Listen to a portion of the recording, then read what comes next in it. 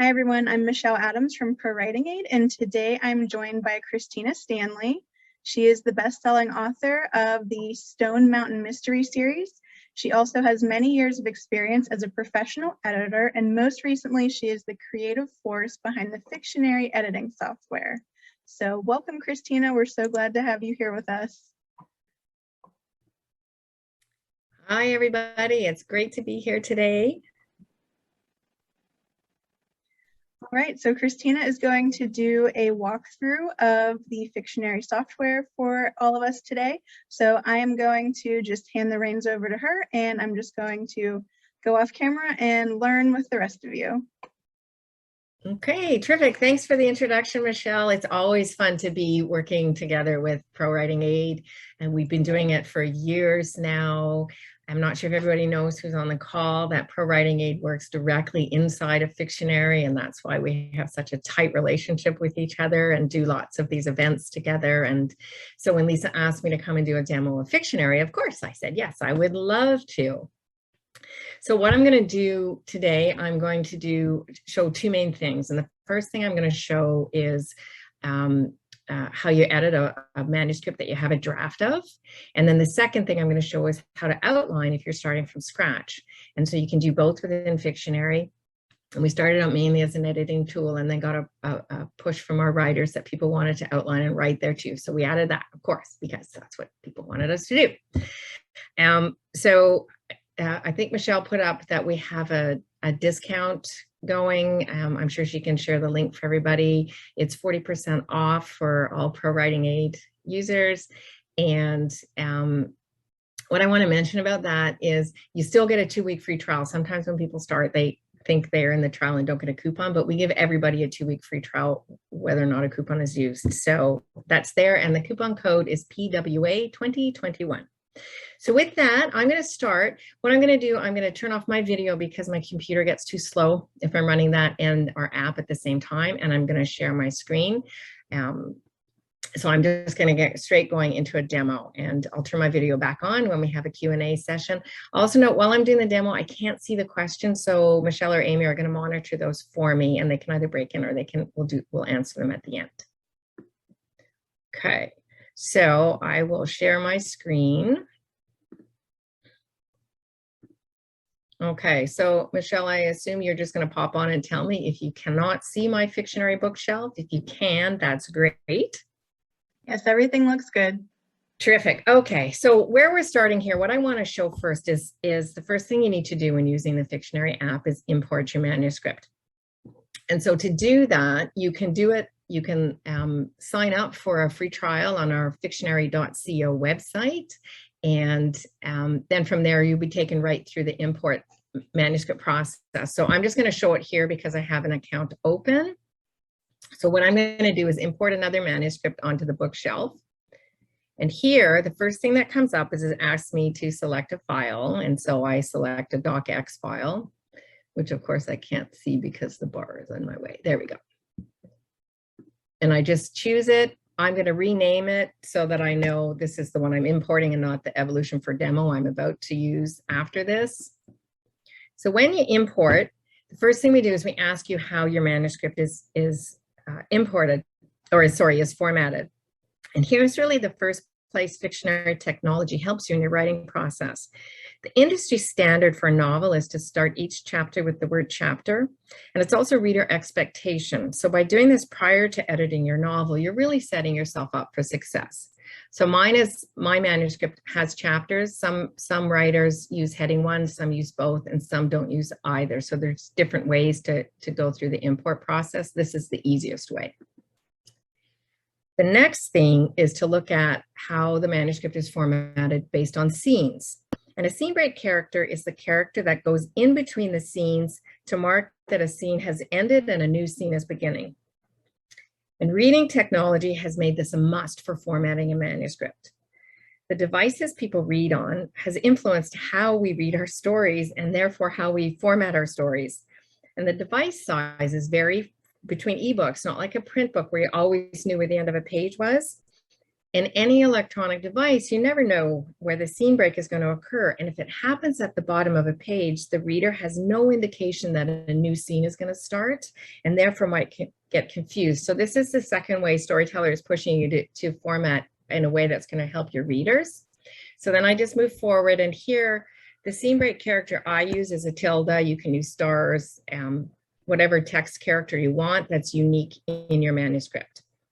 And then I continue to import. And so right now what's happening is Fictionary is organizing the manuscript into chapters and scenes. It's creating a character list using natural language processing. It's linking those characters to scenes, so you'll be able to see who is in each scene. It's drawing the story arc, the word count per scene, and the scenes per chapter insight. And then it takes you to the confirm characters page. So this is where we're at here. And Fictionary StoryTeller has structured your story into chapters and scenes for you. And so you'll go on to use StoryTeller as your personal intelligent assistant as you edit your story, now that it's structured for you. But before doing that, here's where you can quickly check if a manuscript has imported as you expected.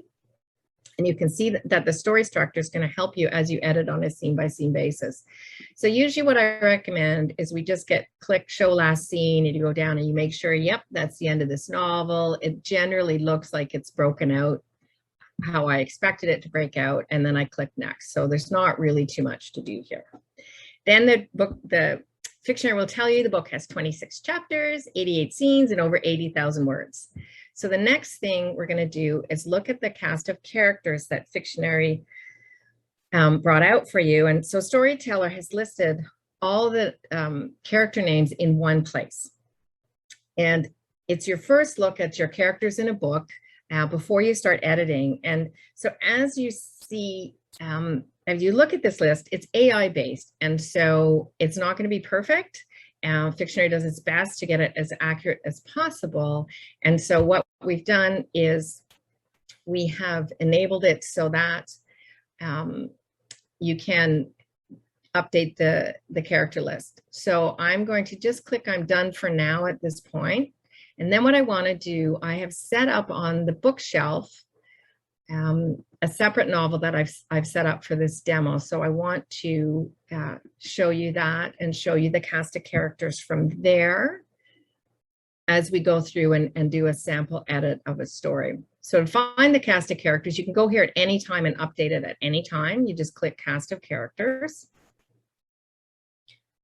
And you can do everything you need to do with the cast of characters. So for example, Aragost is actually a food menu. It's not a character in this novel. And where are we looking here? So we'll pick something else. Let's just say Apollo is actually a dog. So we'll delete him. You can click as many as you want, and then you can delete the selected characters. It deletes them permanently. So you just want to check, yep, I really want to. And by deleting them, it doesn't delete them out of your manuscript. It only means they won't show up in the insights for characters on the insight page. So we'll go ahead and delete those, and then you'll see they've disappeared from the list. The other thing you can do, let's say that Brenda and Camilla are actually the same character, but Camilla is a middle name and you want to merge them. You can click both, and then you just merge them into one of them. And then what you'll end up is one less character there. The other important things to do at the beginning is you want to set your protagonist. And the protagonist is simply the main character of the story that the reader is going to follow and cheer for. And in this story, the protagonist is Serafina.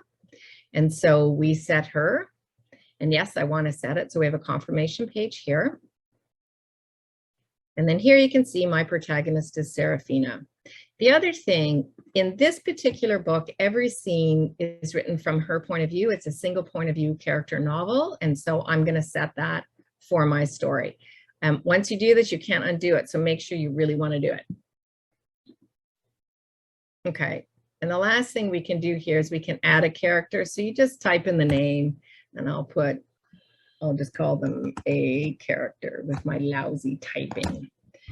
And not that, and we just save it.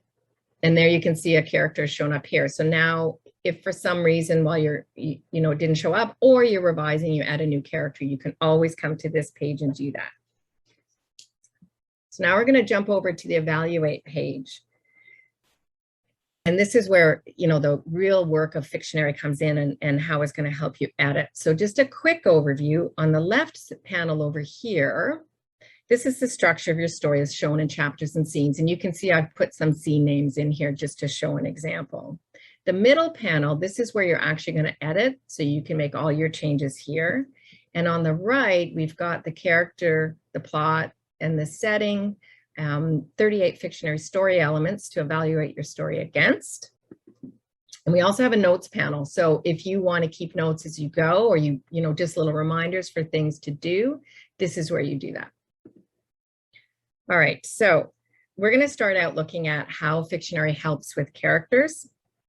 So having a list of your characters on a scene-by-scene basis gives a specific method for evaluating how you're using the characters, and it shows you when you need to evaluate a scene or revise a scene, sorry. And knowing who is in each scene helps you control how the reader experiences not only the scene, but the entire story.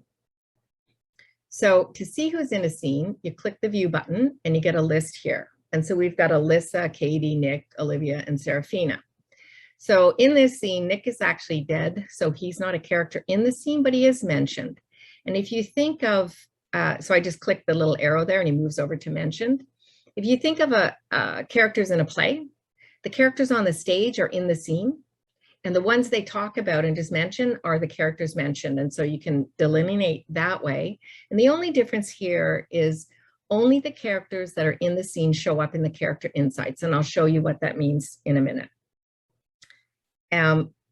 The other thing you can do here is you can add characters to a scene. So you just click add, select a character. Let's just add Bandit because he's convenient. Bandit shows up in the scene. And that way, as you're revising and you add new characters, you can also add them to the scene and the insights stay up to date. So really with this, it's time to revise a scene if there's too many characters in a scene, which might confuse a reader. If a character that's introduced has too much or too little detail, if characters appear or disappear without warning, and what I mean there is sometimes a scene is written and all of a sudden a character, Bob, will start talking, but the reader doesn't know that that character's in the scene. These are critical things. The other critical thing is that the protagonist must be in all the key story arc scenes, and I'll talk about that a little bit later. And when you're looking at the list, you want to make sure that the names are not confusing. So say you had a character Alyssa and a character Alice, very similar names. And by seeing them here in one place, you can go, oh, that's no good. I got to rename one of them. Okay, so that's that. Now, what I'm going to do is just move over and have a look at the character insights. No, that's word count per scene. Sorry about that. It's this zoom bar that's throwing me off here. All right, sorry. Ugh. We'll do it this way. So we'll go to our character insights where I went visualize and then I clicked character insight, which we're not moving.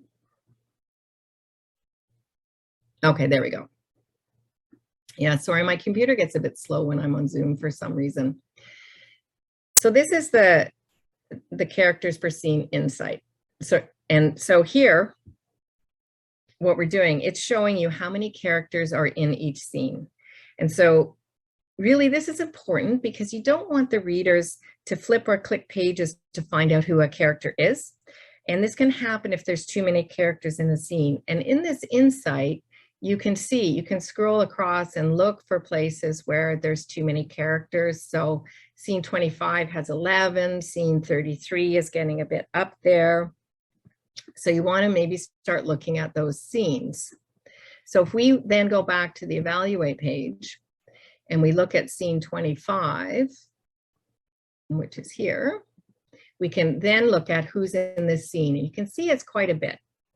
So the first thing we know is Nick is dead, so he's not actually in the scene, and that removes one character altogether. But usually what I do here is I would review the scene and I look at how many characters actually need to be in this scene. And are there any that could go? Are there any that are performing the same function. And this is a good place to indicate that perhaps two characters could be merged into one. The fewer the characters there are, the more time there is to develop each character, and the more time the reader has to connect with each character. So it's important to do that. So after revising, I would go back to the scenes per character report and have a look at, does it look better or not? So the other thing we have is the characters per scene insight. So we'll go back to the character insights, and then we'll have a look at the scenes per character, which is the opposite way of looking at your characters.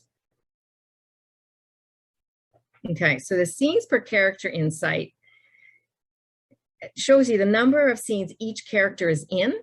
So that's this number up here. And it also shows you the order they appear in the story. So Katie is the first character, Serafina the second, and so on. And here it's showing us that Serafina has the most number of scenes. So the max scenes is 88. Serafina has the most, and she's the protagonist. So that's a really good thing.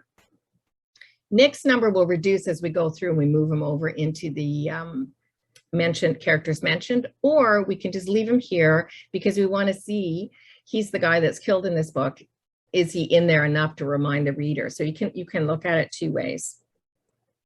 This is also helpful when you're looking at how a character is introduced, how much detail do you give that character? For example, so a major character should have more description, more backstory than a minor character. And the character entry is the first time a character appears in a novel. And the character entry is the beginning of the character's arc. And when they exit, it's the end of the arc. And so that means, you know, for a minor character, their character arc is very short. So one of the things that you can do with this insight is look at characters who are only in one scene. So if we look over here at Janet as the first one who's only in one scene,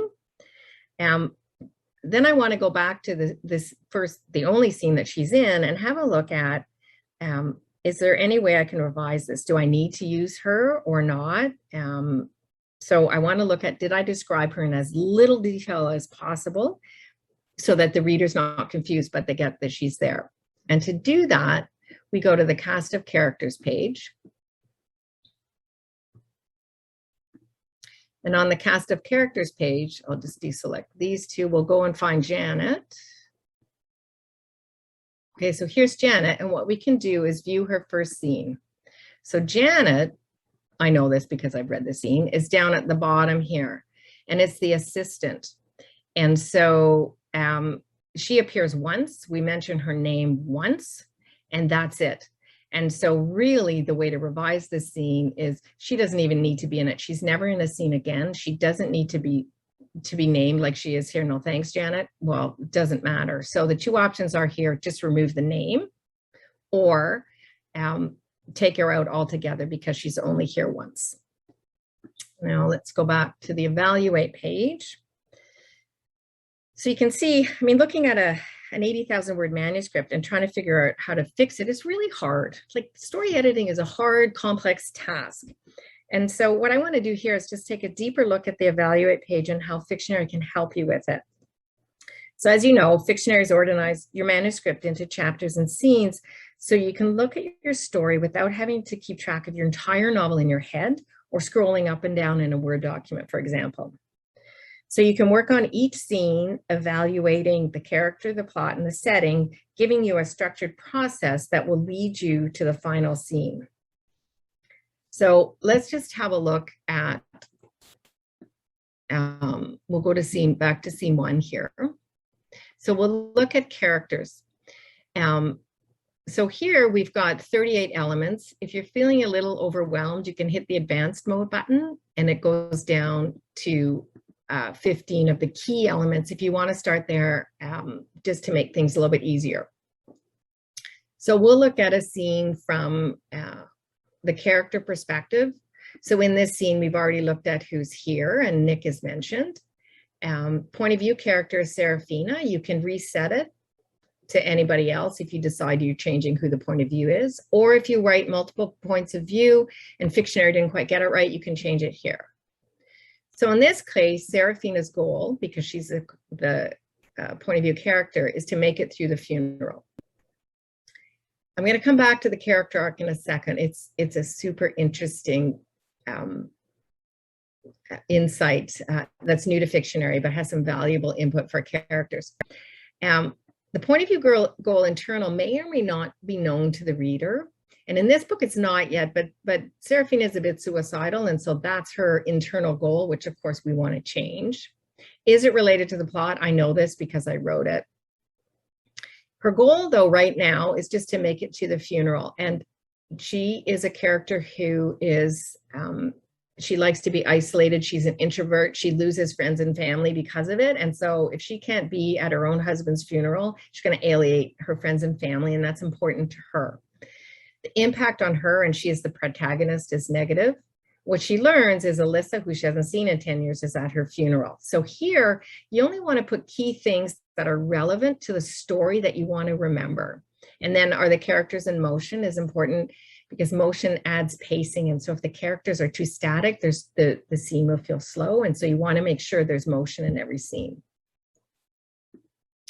On the plot side, so I've named this funeral. Now I try and name every scene in 3 words or less, not including little words like as or if, because if I can, I know my scene is focused. If I can't, it's probably not focused, and maybe it needs to be 2 scenes or it needs to be written a lot tighter. In this case, it's not one of the key story arc scenes, so we leave the story arc set to no. And the purpose of this scene is really to introduce Seraphina as the protagonist. But you can choose all kinds of things, or you can add a different purpose depending on your genre. You might have specifics, like in a romance, it might be meeting the partner. So we'll just leave it as character introduction. These ones, the opening and closing types, can be 4 different things. So in this case, it's Seraphina in the car, and the ending is then I bolted his action. So the point of these, it's very quick to fill out, and the point is that you want to look that you use all 4 types and you don't have an imbalance. If you start every scene with thought in a thriller story, it's probably wrong. Same if you start every scene in action and it's a quiet romantic story. If you use one over the other, or you never use dialogue, these are things that you can change and affect the balance. The anchored scene is just a toggle. And here what you're looking for is, do I know who the point of view character is in the first 3 paragraphs? Do I know the scene timing? And do I know the scene setting? The entry hook here is what is keeping the reader reading. So in this case, whose funeral is it? And the exit hook, why did Seraphina run? So you want to look at the beginning and the endings of your scene and see, is there a reason for the reader to keep reading? And is there a reason for the reader to read the next scene? The tension in this scene is that she doesn't want to be there, but she has to be there. There's no real outright conflict. And really the difference between these is tension is the worry that something bad is going to happen, and conflict, it's actually happening. It's a fight in play. It's an argument in play. So one is future, one is in the scene. Revelation is something the reader doesn't know. So in this case, Seraphina and Katie are neighbors, and they're quite good buddies. So it's important to establish their relationship through it. The backstory is she hasn't spoken to her friend Alyssa in 10 years. So that's an important fact. There is no flashback. You could leave it empty. You can put none. The scene middle, she sees a man staring at her, which is important. Scene climax, she ends, and it's an action scene. And then we have the setting one. So here, it's at a funeral, but it's vague, so it needs some work. It's day 1 in the book, so we don't really know the time yet, but we know it's day 1. We have a very important object. So sometimes I just put a check mark if I have objects. Sometimes I want to remember when an object is used, and I'll name it.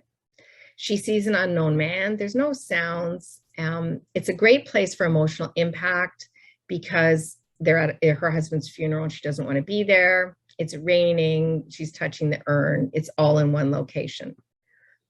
So those are the elements. I know that was a big dump on one thing, but the 38 Fictionary story elements are key to our whole process. And once you've done these, then the next thing you can look at, we're going to go over and have a look at the at the story arc. And the story arc is what it's showing you here is it's showing you the orange line is the imported manuscript, and the blue line, it's comparing it to a commercially successful manuscript. And you can see here, this little plot point is probably too far out. So a couple of things I want to say about the story arc. One is these are recommendations. So it's about form, not formula. You want to have it somewhere in this area. If you don't, you need to have a reason not to. And there are examples of books that are out of place, but you need to understand why your scenes aren't in the right place. And as you go through these and you revise, this will actually update itself. So here we have a case where we think that the plot point 1 is too far out. And so what you would do is you would go back and revise the story based on that. And so if we go back, so let's just look here. Plot point 1 is scene. That's the other thing you can do here. You can read scenes right here. You can just look at, okay, so it's scene 35. So I'm going to go back to the evaluate page and go to scene 35. So it's this scene. So if we pretend that I've revised my story and I know where I want this scene to go, you can just take this scene. You see the little hand that shows up. You just click, and then let's just put it there, for example. So you can see this is renumbered. It's probably a bit early in the story, but yeah, let's stick it down here. It's probably better. You can see that the scene numbers get renumbered and shifted around as you do it. And then if we go back and we look at the story arc, we'll see that it's redrawing and it's changed it. So now I've moved it, that was my bad, but too early. Really, you want to try and move it somewhere around here. And the fun of editing really within Fictionary is that when you make changes, you can actually see the impact on it. You go, oh, look, that's way too early still. Now I've gone the other route, and you want to try and revise your story based on that.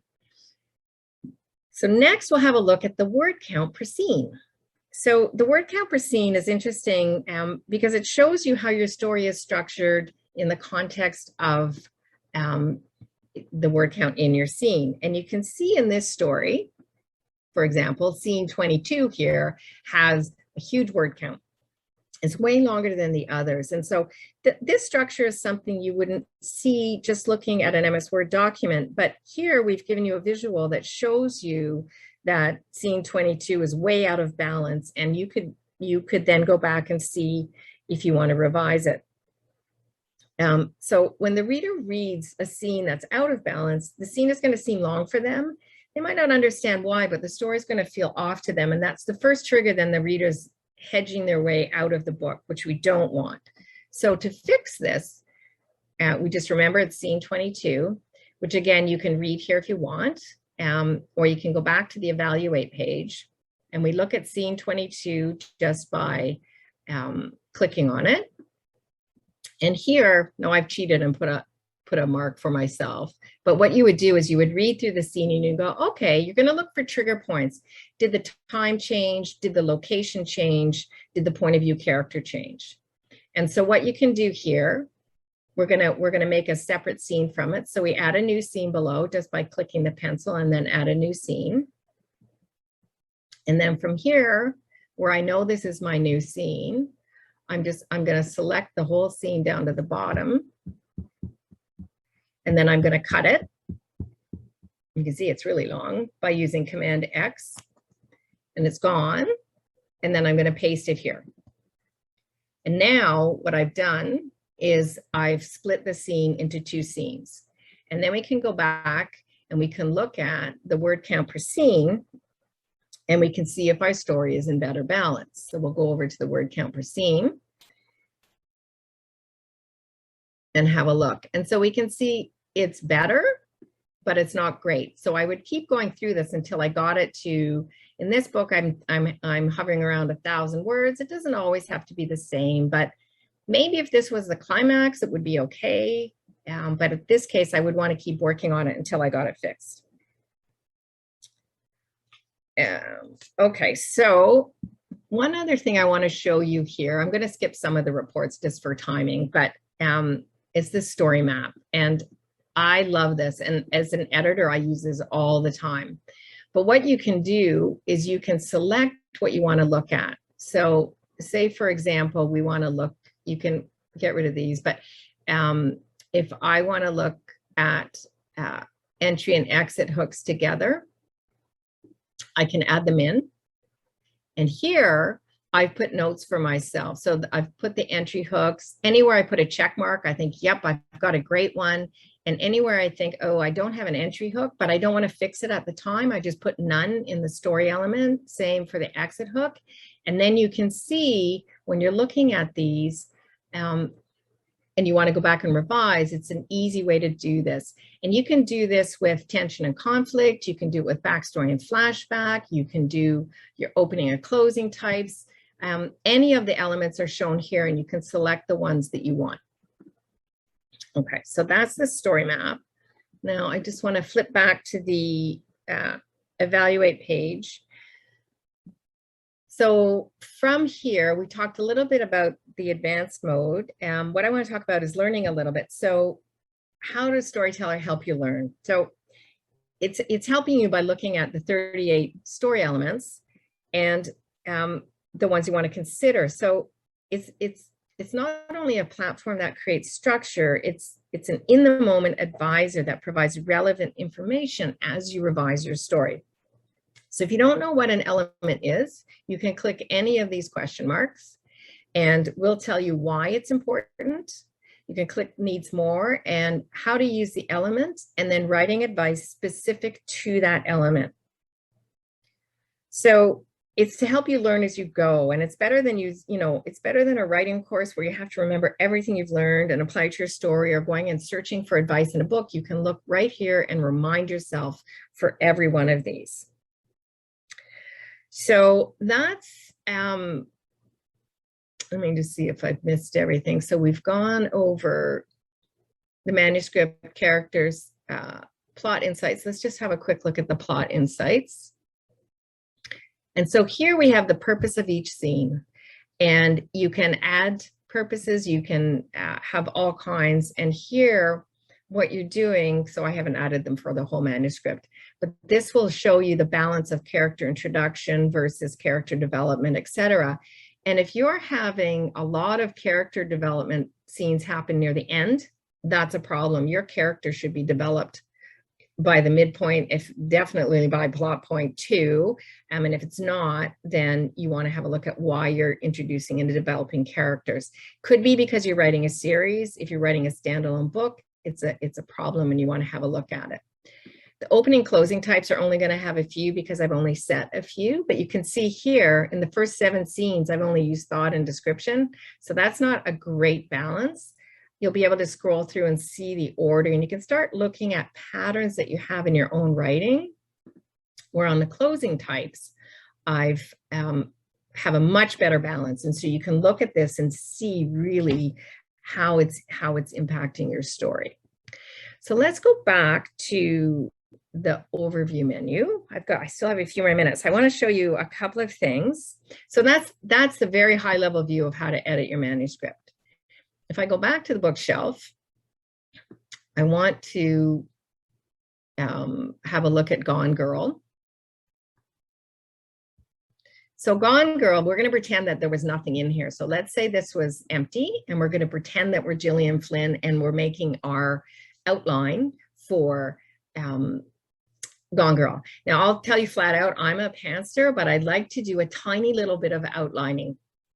So assuming you have a story idea, what I recommend is you want to name your story, and that always, your file name always shows up over here where it says Gone Girl. And I recommend writing a blurb before you do an outline, after you have your idea for your story. And the blurb is what would go on the back of a book when you're ready to sell it.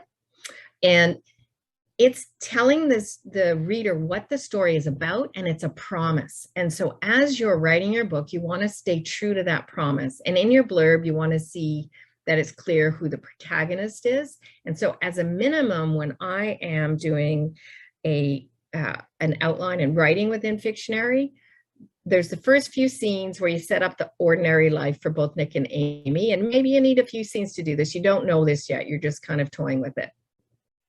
I have written a blog that I just thought I would point out, which is on fictionary.co/journal/how to write a novel.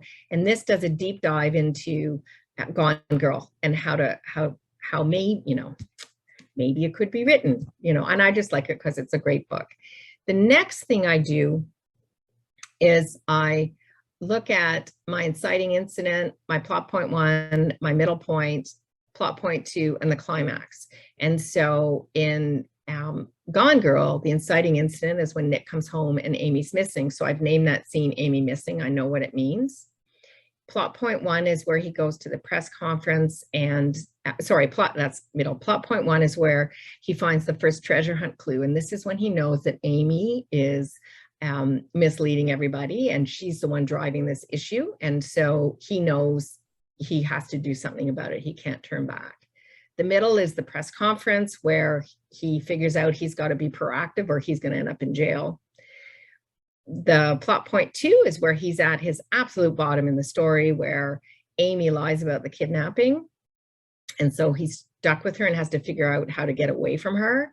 And the climax is that he can't leave her because, and sorry about, I should have said spoiler alert ahead of time, because she's got proof that he actually did kidnap her. So he's stuck, and that's the end. And so once I put in those key scenes, you can then always add chapters before and after. You can add scenes. And so you can start building your outline here. And then the only other thing I do when I'm outlining here is not go there, is go to the cast of characters, which you'll see doesn't have anybody yet. So I would go in and I would add Nick, and I'll just skip last names so you don't have to watch me type. And I'd add Amy, and then as I'm writing, I would add the various characters. And then on the evaluate page, I will add them to scenes as we go. So you just, same as we talked about before. So we'll skip out of there. Okay, so that is a very quick view of doing an outline. And then the very last thing I wanted to show you was ProWritingAid. So I'm going to jump over to Chrome for a second.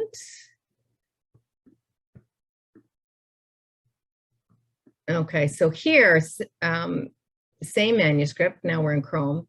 And you can see this little icon here. That's ProWritingAid. And you just turn it on.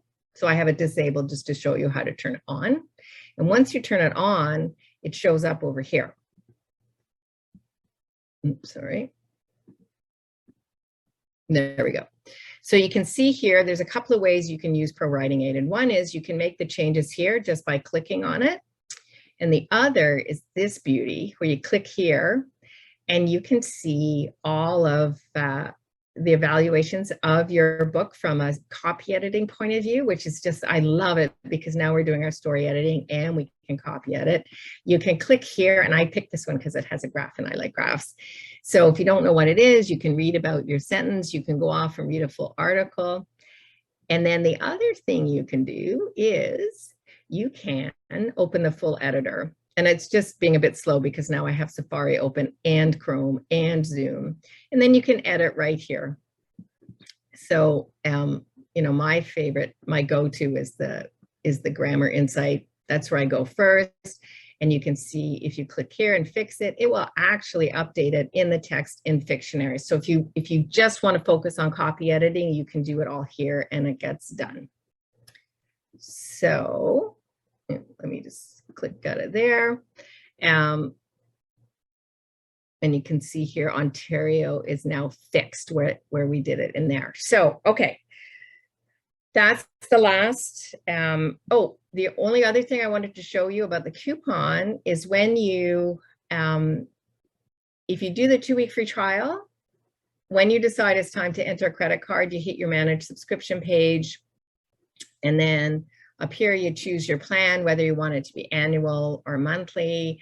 The other thing about this coupon is we put it valid for as long as you're a subscriber, so there's no timeout on it. And you pick your annual or monthly, and then from here you would add your credit card, And on that screen is where you're asked for your coupon. So don't worry that when you sign up, the coupon isn't there. All righty, so I'm going to stop sharing. And I guess the other thing I should say is you can find us at fictionary.co. We've got a YouTube channel. If you just go to YouTube and put Fictionary in, you'll find us, where we do a lot of free training on all of the elements with super short videos, so you can see how to use them if you just, if you're a person who likes to learn visually. So thanks for listening to all that. Thank you so much, Christina. That was awesome. We do have about 4 questions, technically 5, but 2 users have the same one. So okay. If anybody else has questions for Christina, go ahead and get them in now. We're going to begin. The first one we have, can you have more than one protagonist, or can you set more than one protagonist? Yeah, so that is a beautiful question. And I realized as I went through it, I forgot to show the character arc insight. But the answer to that question is no. There is always only one protagonist. And I'm going to give you a very quick blurb. I've done a full hour-long webinar about it, and I'm just about to put out an ebook on why there's one protagonist. So it's a really in-depth topic. But to answer it quickly, the 3 types of protagonists are a single protagonist. So if we think of Jason Bourne and the Bourne Identity, he's clearly the protagonist. It's a multi-point of view book. So it's written from different characters' points of view, but there is one protagonist. The story is about him. There is a thing called a combined protagonist, which is still one protagonist. It's 2 characters. And what a combined protagonist means is that every scene impacts those 2 characters in either a positive or a negative way, the same way. So it could be different positive or different negative, but it's always positive or negative, whether they're in the scene or not. And an example of that is Thelma and Louise. Every single thing that happens in that movie, and I just rewatched it on, I forget what, some watching thing, I went through every scene, and it's brilliantly done in the sense that it's 2 characters, 1 protagonist. And so something bad happens, it's bad for both of them. Something good happens, it's good for both of them. And then the third example of a single protagonist is Game of Thrones. So it's written, the very first book is written with 9 point of view characters. He's really tight on point of view. If you want to look at a book that's tight point of view, that's a great one. And it's a single protagonist in the sense that the protagonist is the human race. It's the kingdoms against the others. And so every scene is either good for the kingdoms or it's bad for the kingdoms. And so it could be good or bad for different characters, which is the difference from Thelma and Louise. But it's always either good for the kingdoms or bad for the kingdoms. And so the protagonist in that book is the kingdoms, and that's it. And so in Fictionary, what you do is you add a new character, and you would either call it Thelma and Louise, or you would call it the kingdoms. And then when you're evaluating, is the scene good or bad for the protagonist, that's what you're evaluating against. So super deep topic. And we will have an ebook in the next month. It's just being beta read right now, and then it's got to go off, be updated and proofread, etc. But it's a really helpful way to look at protagonists.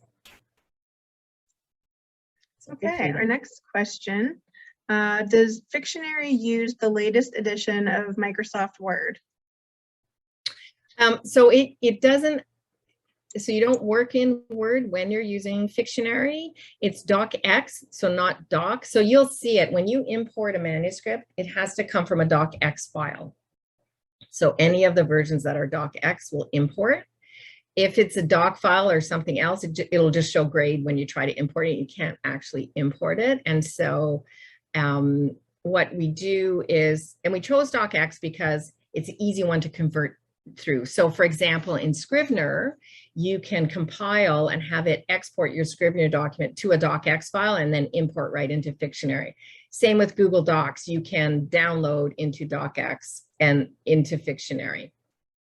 So really, it's just about converting a document. You don't have to open it on your computer. You don't have to have Word. You just have to convert it into Word and import it in, and then away you go. Okay, our next question says, I used the 15 beats plot points for romance. Can I adjust the program for that? You can, so the way I would do that, so the story arc is set, it's the 5 key scenes, but when you name your scenes, I would put those, list them on your scene names. So you put your beats right in there, so you know when your beats are, and when you're scrolling down the scene names, you can see it. And also when you look at the story map, you can see it. And that's the way to utilize it. But the story arc's not going to draw on 15 beats, it draws on the 5. Okay, our next question says, can you change which commercial book your story arc compared to? For example, fantasy or science fiction might have a different story arc than a crime or mystery novel. So I love this question. Okay, so the answer is no, and here's why.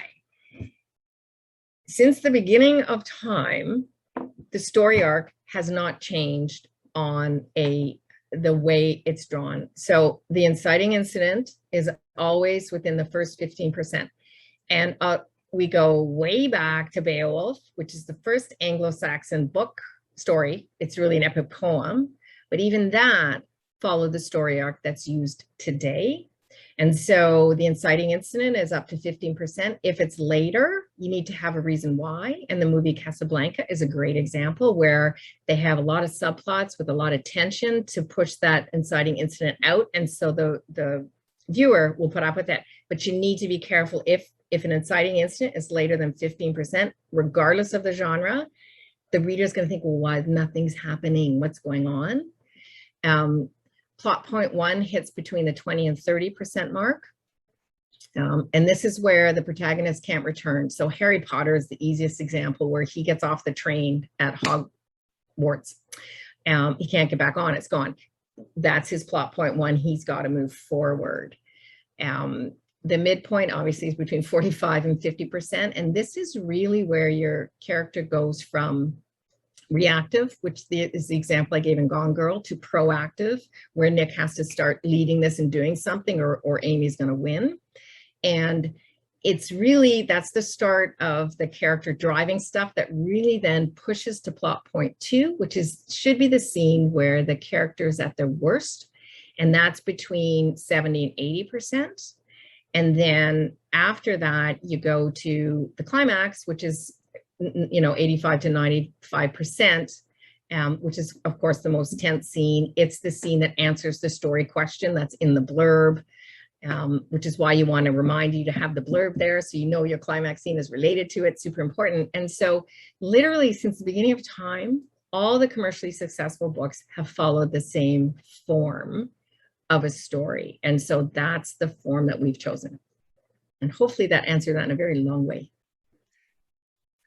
Our next question, how would you best use Fictionary for third person past tense? So we don't look at tense, and that's where you use ProWritingAid within Fictionary. So it looks at the tense for you. Third person, you could have third person single point of view character, or you could have third person multiple point of view character. So if it's single, it's like the example I showed you previously where I set single point of view character. It doesn't matter if it's first or third. The key thing is you know the difference between the two. And for a third person multi-point of view, then you just don't set that and you keep track of the point of view characters. And then you use ProWritingAid to look at the tenses and make sure that you're consistent within the tenses for third person. And again, ProWritingAid has genre-specific stuff too, right, for the actual words and things. So you want to turn the genre on within ProWritingAid to look at the word level for your particular genre. All right, our next question, does Fictionary work with MacBook?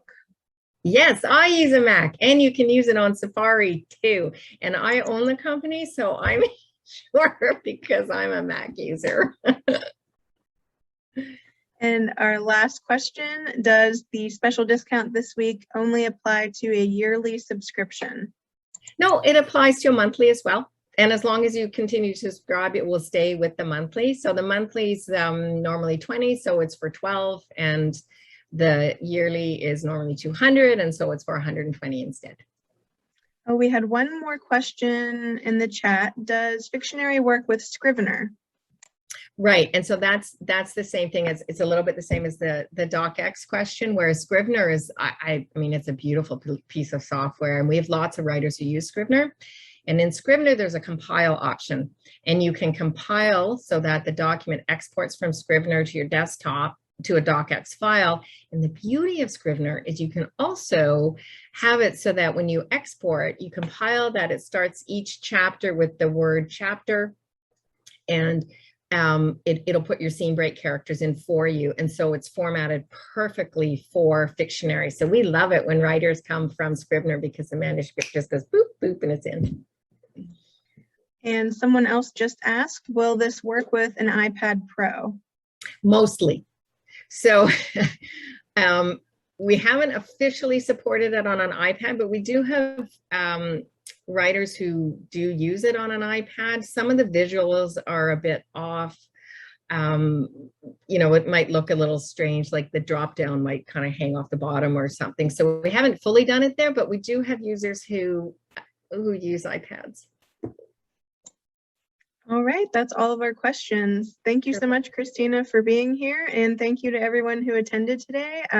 Don't forget the discount for ProWritingAid users ends this week on Friday, so go ahead and use that link and then code PWA2021 to get your 40% off. Terrific. Well, thanks, everybody. I really enjoyed being here, and if you ever want to chat with me when you try Fictionary, you can talk to me right from inside the app, and I will answer. All right. Have a great evening, everyone. Bye, everyone.